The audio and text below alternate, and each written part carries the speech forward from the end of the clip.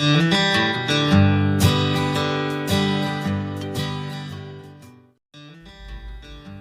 friends, welcome to Crown Tasty Samayal. இன்னைக்கு நம்ம ஸ்பெஷலான ஒரு இட்லி தாங்க பார்க்க போறோம். எவ்வளவு சாஃப்ட்டா இருக்கு பாருங்க. இந்த இட்லி அப்படியே தொட்டு பார்க்கும்போதே ரொம்ப நல்லா சாஃப்ட்டா பஞ்ச் மாதிரி இருக்கும். இந்த இட்லி ஆறின பிறகு தான் அழுத்தி காமிக்கிறேன். எந்த அளவு சாஃப்ட்டா இருக்கு பாருங்க. ஆறின பிறகு நிறைய பேர் இட்லியை அழுத்தி பார்த்தா அது சாஃப்ட்டாவே இருக்காது, ரஃப்பா இருக்கும். இந்த இட்லி எவ்வளவு நேரம் ஆனாலுமே ரொம்ப சாஃப்ட்டா இருக்கும். என்ன இட்லியில் ஸ்பெஷல் அப்படின்னு கேட்குறீங்களா? செட்டிநாடு சைடில் ரொம்பவே ஸ்பெஷலான ஒரு சாதாரணமாக செய்யக்கூடிய இட்லி தான் இது. இந்த இட்லியை கரெக்டான அளவுகளில் அந்த பதம் மாறாமல் நம்ம வீட்டில் எப்படி செய்யறது அப்படிங்கிறத இந்த வீடியோவில் தெரிஞ்சுக்கலாம் வாங்க. அரிசி ஊற வைக்கிறதுலேருந்து பார்க்கலாம் வாங்க. நான் ஒரு மெஷர்மெண்ட் கப் எடுத்திருக்கேன். அதில் தலை தட்டி தான் அளவு எடுக்கிறேன். நீங்கள் மெஷர்மெண்ட் கப்பு தான் பயன்படுத்தணும்னு கிடையாது. வீட்டில் இருக்க வேறு ஏதாவது கப்பு இல்லை டம்ளர் எது வேணாலுமே பயன்படுத்திக்கலாம். ஆனால் அதில் நீங்கள் தலை தட்டி அளவு எடுத்துக்கோங்க. நீங்கள் தலை தட்டி அளவு எடுத்திங்கன்னா உளுந்தையும் அதே போல் தான் நம்ம எடுக்கணும். குவிச்சு அளந்தால் உளுந்தையும் அதே போல் தான் எடுக்கணும். அதனால தான் சொன்னேன். இப்போது 4 கப் அளவுக்கு நான் அரிசி எடுத்திருக்கேன். நான் எடுத்திருக்க அரிசி IR20 அரிசி. நீங்கள் இட்லிக்குன்னு குண்டரிசி கடையில் வாங்குவோம், அந்த அரிசியில் கூட செஞ்சுக்கலாம், ரொம்பவே டேஸ்டியாக இருக்கும். இப்போ இந்த அரிசியை 4-5 முறை நல்லா வாஷ் பண்ணிவிட்டு அதுக்கப்புறம் நல்ல தண்ணி சேர்த்து ஊற வைக்க போகிறோம். தண்ணி இது போல் தெளிவாக இருக்கணும். குடிக்கிறதுக்கு நம்ம பயன்படுத்துகிற தண்ணி சேர்த்து இந்த அரிசியை ஊற வச்சிடலாம். இப்போ உளுந்தோட அளவு பார்த்துக்கலாம். எந்த கப்பில் அரிசி அளந்தோமோ அதே கப்பில் தலை தட்டி 1 கப் அளவு உளுந்து எடுத்திருக்கேன். எப்பொழுதுமே இட்லிக்கு சாதாரணமாக 4க்கு 1 அப்படிங்கிற அளவில் சேர்த்து அரைப்போம். அதே அளவுகளில் இட்லியும் நான் உங்களுக்கு செஞ்சு காமிச்சிருக்கேன். ரொம்ப சாஃப்டாகவே வரும். இப்போது 1 கப் அளவு உளுந்து சேர்த்த பிறகு அடுத்தது 1/4 கப் அளவு உளுந்து சேர்க்குறேன். அதாவது 4க்கு 1/4 அப்படிங்கிற அளவில் நம்ம உளுந்து சேர்க்குறோம். ஏன் இப்படி சேர்க்குறோம் அப்படிங்கிறத நான் பிறகு சொல்கிறேன். இந்த உளுந்தை 2 முறை நம்ம வாஷ் பண்ணால் போதும். அதற்கு பிறகு குடிக்கிறதுக்கு பயன்படுத்துகிற தண்ணியை இதில் சேர்த்து ஊற வச்சிடணும். நான் உளுந்தையும் அரிசியும் ஒரே நேரத்தில் தான் ஊற வைக்கிறேன். இந்த உளுந்தை எடுத்து ரெஃப்ரிஜிரேட்டரில் வச்சிட போகிறேன். உளுந்து நல்லா ஊறட்டும். அரிசி ரூம் டெம்பரேச்சர்லேயே ஊற போகுது. குறைஞ்சபட்சம் அரிசி 6 மணி நேரம் ஊறணும். உளுந்து 2 மணி நேரம் ஊறினா போதும். இப்போது இந்த அரிசி நல்லா ஊறிடுச்சு. ஊறின அரிசியை கிரைண்டரில் சேர்த்து அரைச்சிக்க போகிறோம். குறைஞ்சபட்சம் எவ்வளவு நேரம் ஊறணும் அப்படின்னு நான் சொல்லியிருக்கேன். நீங்கள் ஓவர் நைட் கூட ஊற வச்சுக்கலாம், உங்களோட கம்ஃபர்டபுள் படி. ஆனால் அரிசி நல்லா ஊறினாதான் சீக்கிரமாக அரைப்பட்டு வரும். இட்லியும் நல்லா சாஃப்டாக நமக்கு வரும். அதனால் அரிசியை நல்லா நிறைய நேரம் ஊற வச்சுக்கோங்க. இப்போ இந்த அரிசியை நம்ம கிரைண்டரில் அரைச்சி எடுக்கணும். அரைக்கிற அரிசி எப்பொழுதுமே இட்லிக்கு கொஞ்சம் சின்ன ரவை பதத்தில் நம்ம அரைப்போம். ஆனால் இந்த இட்லிக்கு நல்லா இது போல் நைஸாக அரைச்சிக்கோங்க. எந்த அளவு நைஸாக அரைக்க முடியுமோ அந்த அளவுக்கு இது போல் நைஸாக அரைச்சிக்கோங்க. மாவை பார்க்கும்பொழுதே உங்களுக்கு தெரியும். இது போல் மாவு நல்லா நைஸாக இருக்கணும். அப்போ தான் இந்த இட்லி நல்லா சாஃப்டாக வரும். மாவு அரைக்கிற அந்த பக்குவம் ரொம்பவே முக்கியங்க. அதனால தான் கன்சிஸ்டன்சியும் இது போல் இருக்கட்டும். இதை விட ரொம்ப கெட்டியாகவும் அரைக்க வேணாம், தண்ணியாகவும் அரைச்சிடாதீங்க. அதற்கு அடுத்தது உளுந்து அரைக்கணும். உளுந்து அரைக்கும் பொழுது எப்பொழுதும் போல் மாவில் தண்ணி நிறைய ஊற்றக்கூடாது. கொஞ்சம் கொஞ்சமாக தெளித்து தான் உளுந்த அரைக்கணும். பொதுவாக அரிசியை சின்ன ரவை பக்குவத்தில் நம்ம அரைப்போம். ஆனால் இந்த இட்லிக்கு நல்ல மைய தான் அரைச்சிக்கணும். இட்லிக்கு மாவு அரைக்கிறது எப்படி அப்படின்னு A to Z டிப்ஸ் எல்லாமே சொல்லி ஒரு லாங் வீடியோ அப்லோட் பண்ணியிருக்கேன். அந்த வீடியோவோட லிங்க் டிஸ்கிரிப்ஷனில் கொடுக்குறேன். அவசியம் ஒரு முறை அந்த வீடியோவை நீங்கள் பாருங்கள். இப்போ அரிசி மாவு ரெடி ஆகிடுச்சு. உளுந்து பார்க்கலாம். உளுந்து பாருங்கள் எந்த அளவு நல்லா சாஃப்டாக ஊறி இருக்குது. அதே போல் உளுந்தில் நம்ம தண்ணியை சேர்த்தோம் இல்லைங்களா, அந்த தண்ணியை சேர்த்து தான் உளுந்தையும் அரைக்கணும். அதனால தான் அரிசி உளுந்து ஊற வைக்கும் பொழுது குடிக்கிறதுக்கு எந்த தண்ணி பயன்படுத்துவோமோ அந்த தண்ணி சேர்த்து ஊற வைங்க அப்படின்னு சொன்னது. உளுந்து அரைக்கும் பொழுது மாவு சூடேறக்கூடாது, அதை பார்த்துக்கோங்க. உளுந்து அரைக்கும் பொழுது தண்ணி நிறையவும் ஊற்றிடக்கூடாது. தண்ணி கொஞ்சம் கொஞ்சமாக தெளித்து நல்லா பஞ்சு மாதிரி அந்த உளுந்த மாவை அரைச்சி எடுத்துக்கோங்க. இது போல் மாவு நல்லா பஞ்சு மாதிரி இருக்கணும். என்னோட கிரைண்டர் ரொம்ப பழசாயிடுச்சு. 1-2 உளுந்து அரைப்படாமல் தான் இருக்குது. அதில் இருந்தாலுமே என்னோட இட்லி ரொம்ப சாஃப்டாக வரும். அதுக்கு காரணம் நம்ம மற்ற எல்லாத்தையும் கரெக்டாக ஃபாலோ பண்ணுறது தான். ஊற வைக்கிறதுலேருந்து நம்ம எப்படி பக்குவமாக அரைக்கிறோம், அந்த தண்ணி தெளிக்கிற விதம், அது எல்லாத்தையும் நீங்கள் கரெக்டாக ஃபாலோ பண்ணிங்கன்னா 1-2 உளுந்து முழுசாக இருந்தது, உங்கள் கிரைண்டர் சரியில்லை, கரெக்டாக அந்த இதில் வந்து மாட்டலை, கல்லில் மாட்டலை அப்படின்னா கூட உங்களோட இட்லி நல்லா சாஃப்டாக இருக்கும். இப்போ உளுந்த மாவையும் இதில் சேர்த்தாச்சு. அடியில் அரிசி மாவு இருக்கும், உளுந்த மாவும் மேலே இருக்கும். ரெண்டுத்தையும் நல்லா நம்ம கலக்கணும். ஃபஸ்ட்டு கலக்கும்பொழுது அடியில் வெயிட்டாக இருக்க அரிசி மாவு உங்களுக்கு நல்லாவே தெரியும். இது போல் நல்லா அடித்து கலந்து விடும்பொழுது 2 மாவும் நல்லா சேர்ந்து நல்லா சூப்பர் சாஃப்டாக ஆகிடும். எந்த அளவு மாவு நல்லா கலக்க முடியுமோ அந்த அளவு நீங்கள் மாவு கலந்தீங்கன்னா தான் இட்லி நல்லா சாஃப்டாக வரும். எப்பொழுதுமே இட்லிக்கு மாவரைக்கும் பொழுது முதல்ல அரிசியை அரைச்சிட்டு அதுக்கப்புறம் உளுந்து அரைங்க. சிலர் மாற்றி அரைப்பாங்க, அது கிரைண்டர் கழுவ ஈஸியாக இருக்கும் அப்படின்ட்டு. என்ன ரீசன் அப்படின்னு பார்த்தீங்கன்னா, உளுந்து முதலையே அரைச்சி வச்சிட்டிங்கன்னா உளுந்து மாவு அந்த புசு தன்மை குறைஞ்சிட்டே வந்துடும். அரிசி மாவு அப்படி கிடையாது. அதனால் அரிசி மாவை நீங்கள் முதல்ல அரைச்சிட்டு உளுந்து மாவை ஃப்ரெஷ்ஷாக அரைச்சி அதில் சேர்த்து கலக்கும் பொழுது தான் உங்களோட இட்லி நல்லா சாஃப்டாக வரும். இப்போ பாருங்கள் மாவு எந்த அளவு கன்சிஸ்டன்சியில் இருக்குது. இது போல் கலந்து வச்ச பிறகு இதில் தேவையான அளவு கல்லுப்பு மேலே நம்ம தூவி விடலாம். இந்த மாவு கரைச்சி வச்ச உடனே நீங்கள் பார்த்துருப்பீங்க, ஏர் பபிள்ஸ் அதில் அப்படியே வர ஆரம்பிச்சிச்சு. ஏன்னா மாவு புளிக்கிறதுக்கு ஸ்டார்ட் ஆகிடுச்சு அப்படிங்கிறது தான். உப்பு நீங்கள் எந்த அளவு அப்படின்னு பார்த்து சேர்த்துக்கோங்க. பொதுவாக ஒரு 1.25 கிலோலேருந்து 1.5 கிலோ அளவு வரைக்கும் நீங்கள் மாவு அரைக்கிறீங்க அப்படின்னா ஒரு கைப்பிடி அளவுக்கு உப்பு தேவைப்படும். நீங்கள் அதுக்கேற்ற மாதிரி கூடுதலாகவோ குறைவாகவோ சேர்த்துக்கோங்க. இப்போ அதுக்குள்ளே மேலெழும்பி வர ஆரம்பிச்சிச்சு பாருங்கள். இப்போ தட்டு போட்டு மூடி அப்படியே இந்த மாவை புளிக்க வச்சிடலாம். வெயில் காலமாக இருந்தால் 5 மணி நேரம் 6 மணி நேரத்துலேயே நல்லா புளிச்சிடும். குளிர்காலமாக மழைக்காலமாக இருந்ததுன்னா புளிக்கிறதுக்கு கொஞ்சம் டைம் எடுக்கும். அது போல் நீங்கள் பார்த்துக்கோங்க. பார்த்துட்டு மாவு நல்லா புளிச்ச பிறகு தான் நம்ம இட்லி செய்யணும். இப்போ நல்லா மாவு புளிச்சு வந்திருக்கு. கரண்டி வச்சு லைட்டாக நம்ம அதை மூவ் பண்ணி பார்க்கும்போதே தெரியும், ரொம்ப சாஃப்டாக இருக்கும் அந்த மாவு. இது போல் நல்லா மேலே எழும்பி புளிச்சு வந்தால் தான் நம்மளோட இட்லி நல்லா சாஃப்டாக இருக்கும். மாவு கரைக்கும் பொழுது எந்த அளவு நம்ம அடித்து வேணால் அதை கரைக்கலாம். ஆனால் மாவு புளிச்ச பிறகு அது ரொம்ப ஸ்லோவாக தான் நம்ம கலந்து விடணும். கண்டிப்பாக இந்த மாவை கலந்து விட்டு தான் நீங்கள் இட்லி சுடணும். கலந்து விடாமல் இட்லி சுட்டிங்கன்னா மேலே இருக்கிற மாவு மட்டும் இட்லி நல்லா சாஃப்டாக வரும், அடியில் இருக்க மாவில் இட்லி நல்லா வராது. நீங்கள் தோசைக்கு தான் பயன்படுத்த வேண்டியிருக்கும். இது போல் நல்லா கலந்து விட்டுட்டு நீங்கள் இட்லி செய்யும் பொழுது கடைசி மாவு வரைக்குமே இட்லி நல்லா சாஃப்டாக இருக்கும். மாவோட பதம் பாருங்கள் எந்த அளவு கெட்டியாக இருக்குது. அதாவது ரொம்ப கெட்டியாக இருந்தாலும் இட்லி கல் மாதிரி இருக்கும். இது போல் ஒரு பதத்தில் இருந்ததுன்னா இட்லி நல்லா சாஃப்டாக வந்துடும். தோசைக்கு நீங்கள் இதை பயன்படுத்துகிறீங்க அப்படின்னும் பொழுது இதில் கொஞ்சமாக தண்ணி விட்டு கரைச்சி நீங்கள் தோசைக்கு பயன்படுத்திக்கலாம். இது வரைக்கும் நம்ம செய்யக்கூடிய இந்த இட்லியோட பேர் நான் சொல்லவே இல்லை. இது என்னென்னு பார்த்தீங்கன்னா, காரைக்குடி செட்டிநாடு சைடு ஸ்பெஷலாக இருக்கக்கூடிய இளம் இட்லி தான் நம்ம செஞ்சிட்ருக்கோம். அங்கே டீ கடைகளில் பொதுவாக இந்த முறைப்படி தான் இட்லி செய்வாங்க. அதாவது கலப்பு கடை அப்படின்னு சொல்லுவாங்க. அதாவது நம்ம களைப்பை நீக்கக்கூடிய கடையில் செய்யக்கூடிய இட்லி கலப்பு கடை இட்லி அப்படின்னும் இதை சொல்லுவாங்க. இளம் இட்லின்னு சொல்லுவாங்க. ஏன்னா ரொம்ப சாஃப்டாக இருக்கும் பாருங்கள், அதனால் இளம் இட்லி, இளம் தோசை அப்படின்னு சொல்லுவாங்க. இந்த இளம் இட்லிக்கு காரசாரமாக செய்யக்கூடிய பூண்டு சட்னி, இஞ்சி சட்னி, வெங்காய சட்னி, வெங்காய தொக்கு, பூண்டு பொடி, இது மட்டும் இல்லாமல் காரசாரமாக செய்யக்கூடிய கிரேவி, சாம்பார், சட்னி வகைகள் எல்லாமே மேட்ச் ஆகும். உங்கள் விருப்பப்படி எது வேணாலுமே நீங்கள் தொட்டுட்டு சாப்பிட்லாம். இந்த இட்லிக்கெல்லாம் மேட்ச் ஆகிற மாதிரியான சட்னி, குருமா வகைகள், தொக்கு வகைகள் எல்லாமே நம்ம சேனலில் இருக்குது. விருப்பம் இருக்கிறவங்க டிஸ்கிரிப்ஷனில் லிங்க் இருக்குது, அதை பார்த்து தெரிஞ்சுக்கோங்க. இப்போ இட்லி மாவு ரெடி ஆகிடுச்சு. நம்ம தேவையான அளவு எடுத்துக்கிட்டாச்சு. மீதி மாவை இன்னொரு கண்டெய்னரில் சேர்த்து ரெஃப்ரிஜிரேட்டரில் வச்சிடலாம். எப்பொழுதுமே இட்லி மாவை பிளாஸ்டிக் கண்டெய்னரில் ஸ்டோர் பண்ணி வைக்காதீங்க. அதே போல் பிளாஸ்டிக் பாத்திரத்தில் கரைச்சி வைக்காதீங்க. இது போல் சில்வர் பாத்திரம் பயன்படுத்துங்க. பித்தளை பாத்திரம் பயன்படுத்தினாலும் ஓகே. இப்போ இந்த மாவை பயன்படுத்தி இட்லி செய்ய போகிறோம். இட்லி தட்டில் எண்ணெய் தடவி வச்சாச்சு. நீங்கள் துணி இட்லி ஊற்றுற மாதிரி இருந்தாலும் அந்த துணியை நல்லா ஈரம் பண்ணிவிட்டு இட்லி தட்டில் வச்சு மாவு அதில் சேர்த்துக்கலாம்.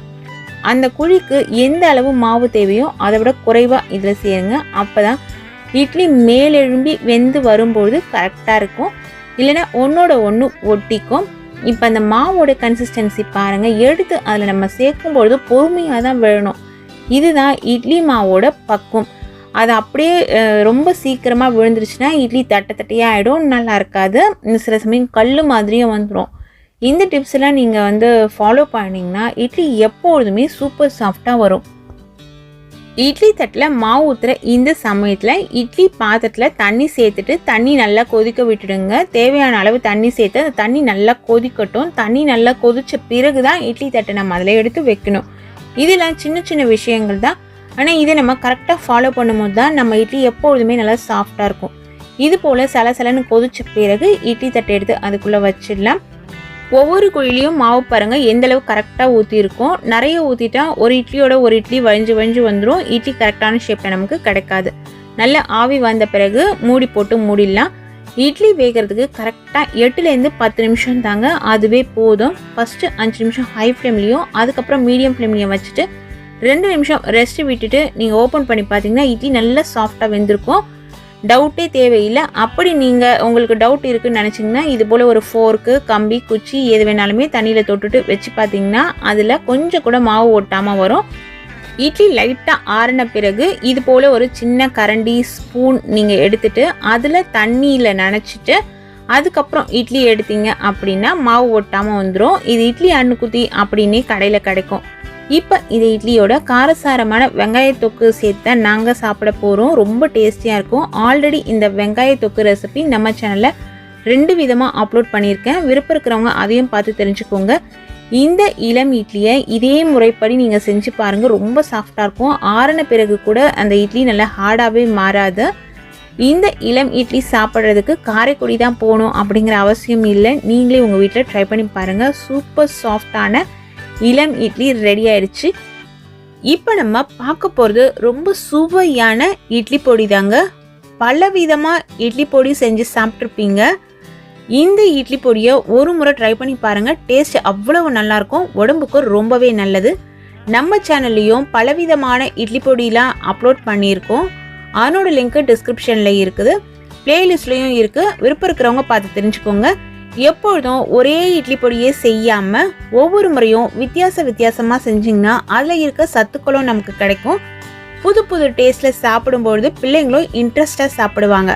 அப்படி அந்த வகையில் ஒரு ரொம்ப ஈஸியான அதே சமயத்தில் ஒரு ஹெல்த்தியான பூண்டு இட்லி பொடி தான் இப்போ பார்க்க போகிறோம். இந்த அளவுகளையும் பக்குவத்தையும் கரெக்டாக அப்படியே ஃபாலோ பண்ணுங்கள். ரொம்ப வாசனையான டேஸ்டியான இட்லி பொடி தயாராகிடும். இந்த இட்லி பொடி செய்யறதுக்கு அடிகனமான கடாய் ஒன்று எடுத்துக்கோங்க. அதில் 1 கப் அளவுக்கு உளுந்தம்பருப்பு சேர்க்கிறேன். இதுக்கு நான் வெள்ளை உளுந்தம்பருப்பு தான் சேர்க்கிறேன். நீங்கள் கருப்பு உளுந்தம்பருப்பு இருந்தால் கூட சேர்த்துக்கலாம். தீய மிதமாக வச்சுக்கோங்க. 1 கப் அப்படின்னு நான் சொன்னது 200 கிராம் அளவுள்ள உளுந்தம்பருப்பு இருக்கும். நீங்கள் வீட்டில் இது போல் மெஷர்மெண்ட் கப்பில் தான் அளக்கணும் அப்படிங்கிறது கிடையாது. உங்கள் வீட்டில் எந்த கப் இருக்கோ அந்த கப்பை அளவுக்கு எடுத்துக்கோங்க. மற்ற பொருட்களையும் அதே கப்லேயே அளந்துடுங்க. கைவிடாமல் உளுந்தம்பருப்பை வறுக்கும் பொழுது இது போல் நல்லா செவந்து வரும். உளுந்தோட வாசனம் உங்கள் வீடு ஃபுல்லாக அப்படியே கமன்னு வரும். அந்த சமயத்தில் இந்த உளுந்து எடுத்து தனியாக ஆற வச்சுருங்க. அதே கடாயில் 1/2 ஸ்பூன் அளவுக்கு கல்லுப்பு நான் சேர்க்கிறேன். கல்லுப்பு தான் சேர்க்கணும்னு இல்லை, நீங்கள் விருப்பப்பட்டால் தூளுப்பு கூட சேர்த்துக்கோங்க. தீயை நல்லா ஃபுல்லாக குறைச்சி வச்சுட்டு காரத்துக்கு தேவையான அளவு காஞ்ச மிளகாய் சேர்த்துக்கலாம். நான் இன்னைக்கு ஒரு 20 காஞ்ச மிளகாய் சேர்த்துருப்பேன். உங்களோட காரத்துக்கு ஏற்ற மாதிரி காஞ்ச மிளகாவை கூடுதலாகவோ இல்லை குறைவாகவோ நீங்கள் சேர்த்துக்கலாம். இப்போ நான் செய்கிற இந்த இட்லி பொடி நல்லா சுருன்னு காரம் உரைக்கிற மாதிரி சூப்பராக இருக்கும். இதை இட்லி தோசைக்கு மட்டும் இல்லாமல் சூடான சாதத்தில் நீங்கள் போட்டு சாப்பிடும்பொழுது ரொம்ப டேஸ்டியாக இருக்கும். நல்லெண்ணெயோ இல்லை உருக்குன நெய்யோ சேர்த்து சாப்பிட்டு பாருங்களேன், அந்த டேஸ்ட்டை அடிச்சுக்கவே முடியாது. மிளகாய் வறுக்கும் பொழுது உப்பு சேர்த்து வறுத்தீங்கன்னா மிளகாவோட அந்த நெடித்தன்மை அவ்வளவா இருக்காது. எல்லாரும் மிளகாய் வறுக்கும் பொழுது இரும்ப ஆரம்பிச்சிடுவாங்க வீட்டில். அதை அவாய்ட் பண்ணுறதுக்கு இது போல் நீங்கள் யூஸ் பண்ணிக்கலாம். அதே போல் மிளகாய் லைட்டாக சூடேறினா போதும். இது போல் கலர் மாறக்கூடாது. மிளகாய் முறுமுறுப்பு தன்மைக்கு நமக்கு வரணும். ஏன்னா நம்ம அரைக்கும் பொழுது அது நல்லா பவுடர் ஆகணும், அவ்வளவுதான். இப்போ இந்த மிளகாய் எடுத்து தனியாக ஆற வச்சிடலாம். அதே கடாயில் எள்ளு சேர்த்துக்கலாம். எவ்வளவு உளுந்தம்பருப்பு எடுக்கிறீங்களோ அதில் 4ல் 1 பங்கு எள்ளு சேர்த்துக்கோங்க. எள்ளு நான் இன்னைக்கு வெள்ளை எள்ளு தான் சேர்க்குறேன். வெள்ளை எள்ளு தான் சேர்க்கணுன்றது கிடையாது. கருப்பு எள்ளு சேர்த்துக்கிட்டிங்கன்னா உடம்புக்கு ரொம்பவே நல்லது. அதே போல் எள்ளு சேர்த்துட்டு இதே போல் கைவிடாமல் நல்லா கலந்து விட்டுடுங்க. எள்ளு அப்படியே லைட்டாக அப்படியே படப்படன்னு பொரிஞ்சு வரும். எள்ளோட அந்த வாசனையும் வரும். அது வரைக்கும் வறுத்தா போதும். ரொம்ப கருக விட்டுறக்கூடாது.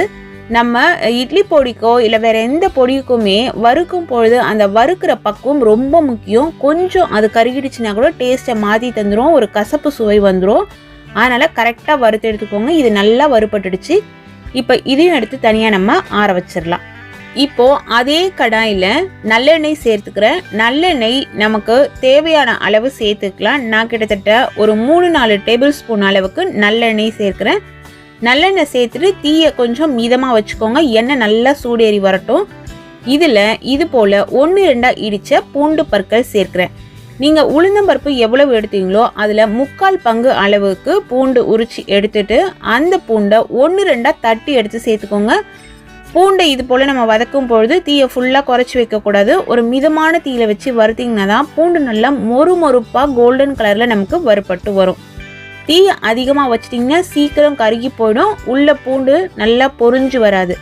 இந்த பூண்டு நல்ல கோல்டன் கலரில் பொரிஞ்சு வர வரைக்கும் இதே போல் கைவிடாமல் கலந்து விடணும்.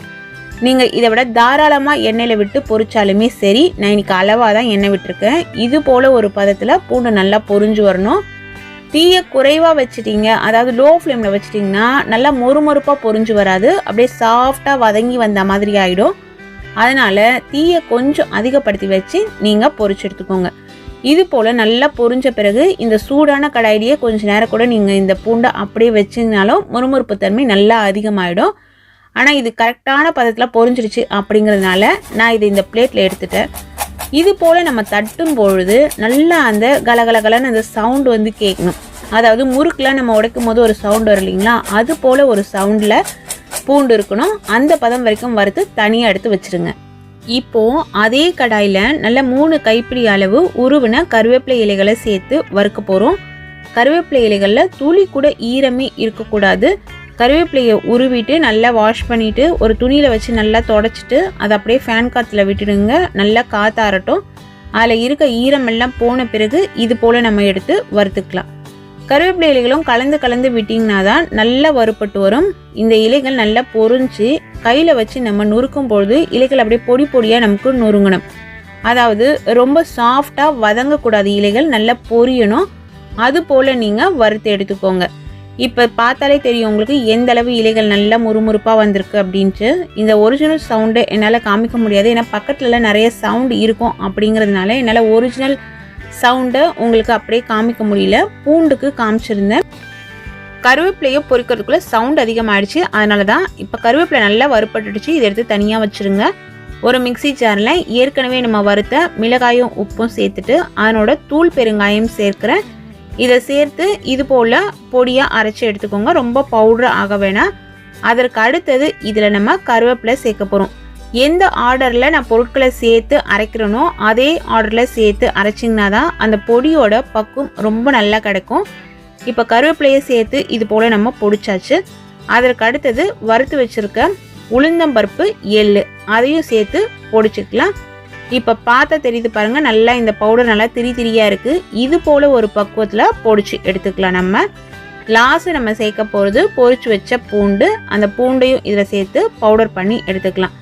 இதில் நம்ம சேர்த்து அரைக்கிறதுக்கு முன்னாடி எல்லா பொருட்களுமே நல்லா ஆறி இருக்கணும். ஆறின பிறகு தான் சேர்த்து பொடிக்கணும். அப்படி பொடிச்சாதான் இது போல் பொடி நல்லா சூப்பராக கிடைக்கும். நல்ல கமன்னு வாசனையில் ஒரு சுவையான பூண்டு பொடி ரெடி ஆயிடுச்சு. இந்த பூண்டு பொடியை சூடான சாதத்தில் போட்டு நல்லெண்ணெய் இல்லை நெய் சேர்த்து சாப்பிட்டு பாருங்கள். டேஸ்ட் அட்டகாசமாக இருக்கும். இட்லி தோசைக்கும் ஒரு சூப்பர் காம்பினேஷனாக இது இருக்கும். இந்த இட்லி பொடியில் நான் தூள் பெருங்காயம் சேர்த்தேன். இந்த தூள் பெருங்காயம் இன்ஸ்டண்ட்டாக அப்படியே நம்ம பவுடராக கடையில் வாங்குவோம் இல்லைங்களா, அந்த பெருங்காயம் கிடையாது. நாட்டு மருந்து கடைகளில் கிடைக்கிற பால் பெருங்காயம். அது கட்டியாக கிடைக்கும். அதை வாங்கி நம்ம மிக்சி ஜாரில் சேர்த்து பவுடர் பண்ணி யூஸ் பண்ணிக்கலாம். இந்த பெருங்காயம் எப்படி செய்கிறது அப்படிங்கிறது ஆல்ரெடி நான் சேனலில் அப்லோட் பண்ணியிருக்கேன். அந்த லிங்க்கும் டிஸ்கிரிப்ஷனில் தரேன். விருப்பம் இருக்கிறவங்க பார்த்து தெரிஞ்சுக்கோங்க.